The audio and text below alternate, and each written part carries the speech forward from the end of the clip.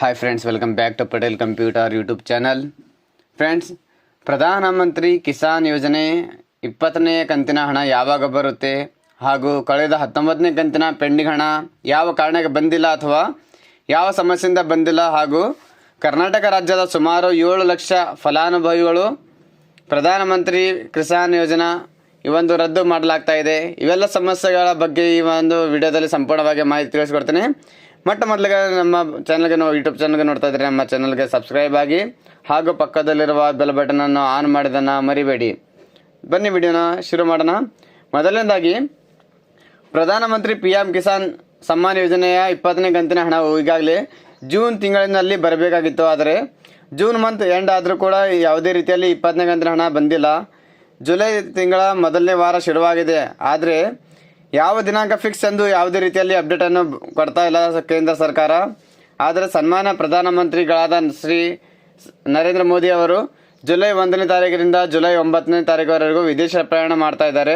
ಆದ ಕಾರಣ ಯಾವುದೇ ಕಾರಣಕ್ಕೆ ಈ ದಿನಾಂಕದಲ್ಲಿ 20ನೇ ಕಂತಿನ PM ಕಿಸಾನ್ ಸಮ್ಮಾನ್ ಯೋಜನೆಯ ಹಣವನ್ನು ಬರೋದು ನಿರೀಕ್ಷೆ ಇಲ್ಲ. ಆದರೆ ಮುಂದಿನ ದಿನಗಳಲ್ಲಿ ಅಂದರೆ ಜುಲೈ 15ನೇ ತಾರೀಕಿನವರೆಗೂ 20ನೇ ಕಂತಿನ ಹಣವನ್ನು ಜಮಾ ಆಗುವ ಸಾಧ್ಯತೆ ಇದೆ ಅಂತ ಈ ಒಂದು ಮೂಲಗಳಿಂದ ತಿಳಿಸ್ಕೊಡ್ತಾ ಇದೆ. ಹಾಗೂ ಅದೇ ರೀತಿಯಾಗಿ ಎರಡನೇದಾಗಿ 19ನೇ ಕಂತಿನ ಹಣ ಯಾವಾಗ ಬರುತ್ತೆ, ಯಾವ ಕಾರಣಕ್ಕೆ ಜಮಾ ಆಗ್ತಿಲ್ಲ ನೋಡೋದಾದರೆ ಈಗಾಗಲೇ 19ನೇ ಕಂತಿನ PM ಕಿಸಾನ್ ಹಣ ತುಂಬ ರೈತರಿಗೆ ಜಮಾ ಆಗಿದೆ ಹಾಗೂ ಇನ್ನು ಕೆಲವೊಬ್ಬರ ರೈತರಿಗೆ ಜಮಾ ಆಗೋದನ್ನು ಪೆಂಡಿಂಗ್ ಇದೆ. ಆ ಒಂದು ಹಣ ಜಮಾ ಆಗಬೇಕಾದ್ರೆ ಕಡ್ಡಾಯವಾಗಿ KYC ಮಾಡಲು ಸೂಚನೆ ನೀಡ್ತಾ ಇದ್ರು. ಕೇಂದ್ರ ಸರ್ಕಾರದ ವತಿಯಿಂದ 19ನೇ ಕಂತಿನ ಹಣ ಪಡೆಯಬೇಕಾದ್ರೆ KYC ಕಡ್ಡಾಯವಾಗಿ ಮಾಡಬೇಕಾಗಿದೆ ಅಂತ ಹೇಳ್ತಾ ಇದ್ರು. ಆದರೆ ಯಾವುದೇ ಕಾರಣಕ್ಕೆ ಯಾರ್ಯಾರು KYC ಮಾಡಿಲ್ಲ ಹಾಗೂ ಆಧಾರ್ ಕಾರ್ಡ್ ಹಾಗೂ ಬ್ಯಾಂಕ್ ಅಕೌಂಟ್ನ NPS ಲಿಂಕ್ ಯಾರ್ಯಾರು ಮಾಡಿಸಿಲ್ಲ ಅಂಥವ್ರಿಗೂ ಕೂಡ ಈ ಒಂದು 19ನೇ ಕಂತಿನ ಹಣವನ್ನು ಜಮಾ ಆಗಿರೋದಿಲ್ಲ. ರೀಸೆಂಟ್ ಆಗಿ ಯಾರ್ಯಾರು KYC ಹಾಗೂ NPC ಲಿಂಕ್ ಮಾಡಿಸಿದ್ರ ಅಂತವರಿಗೆ ಈ ಒಂದು 20ನೇ ಕಂತಿನ ಹಣ ಜಮಾ ಮಾಡುವಾಗ 19 ಹಾಗೂ 20ನೇ ಕಂತಿನ ಹಣ ಜಮಾ ಒಟ್ಟಿಗೆ 2,000 ಮಾಡಿ 4,000 ರೂಪಾಯಿ ನಿಮ್ಮ ಖಾತೆಗೆ ಜಮಾ ಮಾಡಲಾಗುತ್ತೆ ಅಂತ ಕೇಂದ್ರ ಸರ್ಕಾರವನ್ನು ಸೂಚನೆಯನ್ನು ನೀಡಿದೆ.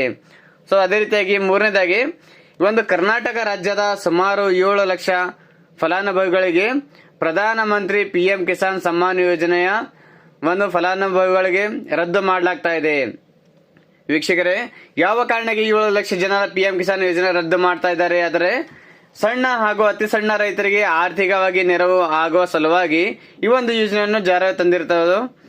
ಈ ಯೋಜನೆ ಅಡಿಯಲ್ಲಿ ವಾರ್ಷಿಕವಾಗಿ 6,000 ರೂಪಾಯಿಗಳು ಪ್ರತಿ ತಿಂಗಳು, ಪ್ರತಿ 4ನೇ ತಿಂಗಳಿಗೊಮ್ಮೆ 2,000 ರೂಪಾಯಿಯಂತೆ ನೇರವಾಗಿ DBT ಮೂಲಕ ಹಣವನ್ನು ಪಾವತಿ ಮಾಡಲಾಗ್ತಾ ಇದೆ.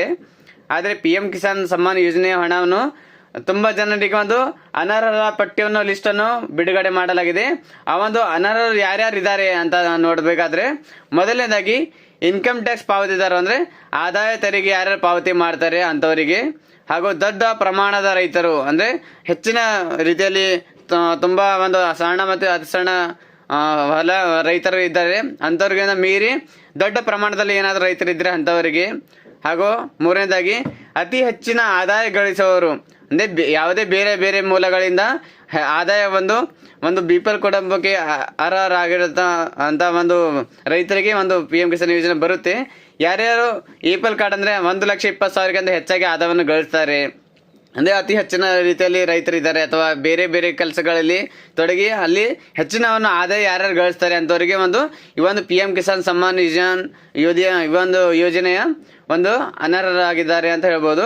4ನೇದಾಗಿ ಸರ್ಕಾರಿ ನೌಕರರು ಅಂದ್ರೆ ಇತ್ತೀಚಿನವರೆಗೂ ಅಂದ್ರೆ 19ನೇ ಕಂತಿನವರೆಗೂ ಸರ್ಕಾರಿ ನೌಕರರು ಕೂಡ ಅವರ ಹೆಸರಲ್ಲಿ ಏನಾದರೂ ಜಮೀನಿದ್ರೆ, ಕೃಷಿ ಜಮೀನಿದ್ರೆ ಅಂಥವ್ರು ಕೂಡ ಈ ಒಂದು PM ಕಿಸಾನ್ ಸಮ್ಮಾನ್ ಯೋಜನೆಯ ಒಂದು ಲಾಭವನ್ನು ಪಡಿತಾ ಇದ್ರು. ಅಂಥವ್ರಿಗೂ ಕೂಡ ಇವಾಗ ಈ ಒಂದು ರದ್ದು ಮಾಡ್ತಾ ಇದ್ದಾರೆ. ಅದೇ ರೀತಿಯಾಗಿ 5ನೇದಾಗಿ ಒಂದೇ ಕುಟುಂಬದಲ್ಲಿ ಅನೇಕರು ಇದರ ಲಾಭವನ್ನು ಪಡೆಯುವವರು ಅಂದ್ರೆ ಒಂದೇ BPL ರೇಷನ್ ಕಾರ್ಡ್ ಅನ್ನು ಹೊಂದಿರತಕ್ಕಂಥ ಒಂದು ಕುಟುಂಬ, ಅದರಲ್ಲಿ ಸುಮಾರು ಬೇರೆ ಬೇರೆ ಹೆಸರಲ್ಲಿ ಏನಾದರೂ ಕೃಷಿ ಜಮೀನು ಹೊಂದಿದವರಾಗಲಿ, ಅದೇ ರೀತಿಯಾಗಿ ಎಲ್ರಿಗೂ PM ಕಿಸಾನ್ ಸಮ್ಮಾನ್ ಯೋಜನೆ ಒಂದು ಲಾಭವನ್ನು ಪಡಿತಾ ಇದ್ದಾರೆ. ಅಂಥವ್ರಿಗೂ ಕೂಡ ಒಂದೇ ಕುಟುಂಬದಲ್ಲಿ ಒಬ್ಬರಿಗೆ ಮಾತ್ರ ಈ ಒಂದು PM ಕಿಸಾನ್ ಸಮ್ಮಾನ್ ಯೋಜನೆ ಒಂದು ಲಾಭವನ್ನು ಪಡೆಯಬೇಕಾಗಿ ಪ್ರತಿಯೊಬ್ಬರಿಗೆ ಕಟ್ ಮಾಡಿ ಒಬ್ಬರಿಗೆ ಮಾತ್ರ ಇಲ್ಲಿ ಹಣವನ್ನು ಜಮಾ ಮಾಡಲಾಗುತ್ತೆ ಅಂತ ಒಂದು ದೃಢೀಕರಣ ಕೊಡ್ತಾ ಇದ್ದಾರೆ. ಸೊ ಅದೇ ರೀತಿಯಾಗಿ ದಾಖಲೆಗಳು ಸರಿ ಇಲ್ಲದವರು ಅಂದರೆ ಕೆಲವೊಬ್ಬರು ಏನಾಗಿದೆ, ಪಹಣಿಯಲ್ಲಿ ಬೇರೆ ಹೆಸರಾಗಿದೆ, ಆಧಾರ್ ಕಾರ್ಡಲ್ಲಿ ಬೇರೆ ಹೆಸರಿದೆ, ಬ್ಯಾಂಕ್ ಅಕೌಂಟಲ್ಲೂ ಕೂಡ ಬೇರೆ ಹೆಸರಿದೆ. ಅಂದರೆ 3 ಬೇರೆ ಬೇರೆ ದಾಖಲೆಗಳಲ್ಲಿ ಬೇರೆ ಬೇರೆ ಹೆಸರ ಇರೋದ್ರಿಂದ ದಾಖಲೆಗಳು ಏನಾದರೂ ಹೆಚ್ಚು ಕಮ್ಮಿ ಇದ್ದವರು ಅಂತಹ ಒಂದು ರೈತರಿಗೆ ಈ ಒಂದು ಫಲಾನುಭವಿಗಳಿಗೆ ಈ ಒಂದು ಯೋಜನೆಯ ಹಣವನ್ನು ರದ್ದು ಮಾಡಲಾಗ್ತಾ ಇದೆ. ಅದೇ ರೀತಿಯಾಗಿ 7ನೇದಾಗಿ KYC ಕಡ್ಡಾಯ ಇದ್ರು ಯಾರು ಮಾಡಿಸಿಲ್ಲ ಅಂತವರು ಈಗಾಗಲೇ 19ನೇ ಕಂತಿನ ಹಣ ಯಾರ್ಯಾರಿಗೆ KYCಗೋಸ್ಕರ ಕಂಪಲ್ಸರಿ ಹೇಳಲಾಗ್ತಾ ಇದ್ದು ಅಂಥವ್ರು ಯಾರು KYC ಇನ್ನೂವರೆಗೂ ಮಾಡಿಸಿಲ್ಲ, NPCI ಕೂಡ ಯಾರು ಮಾಡಿಸಿಲ್ಲ ಅಂಥವ್ರಿಗೆ ಕೂಡ ಈ ಒಂದು PM ಕಿಸಾನ್ ಸಮ್ಮಾನ್ ಯೋಜನೆಯ ಒಂದು ಹಣವನ್ನು ರದ್ದು ಮಾಡಲು ಅನರ್ಹರಾಗಿದ್ದಾರೆ ಅಂತ ಸುಮಾರು 7 ಲಕ್ಷ ಜನರಿಗೆ ಈ ಕರ್ನಾಟಕ ರಾಜ್ಯದಿಂದ ಪಟ್ಟಿಯನ್ನು ಬಿಡುಗಡೆ ಮಾಡಲಾಗಿದೆ. ಅದೇ ರೀತಿ ಕೇಂದ್ರ ಸರ್ಕಾರದ ಪಟ್ಟಿಯಲ್ಲಿ ಸುಮಾರು ಕೋಟಿ ಗಂಟಲೆ ರೈತರಿಗೆ ಫಲಾನುಭವಿಗಳಿಗೆ ಅನರ್ಹರಾಗಿದ್ದಾರೆ ಅಂತ ಪಟ್ಟಿಯನ್ನು ಬಿಡುಗಡೆ ಮಾಡಲಾಗಿದೆ.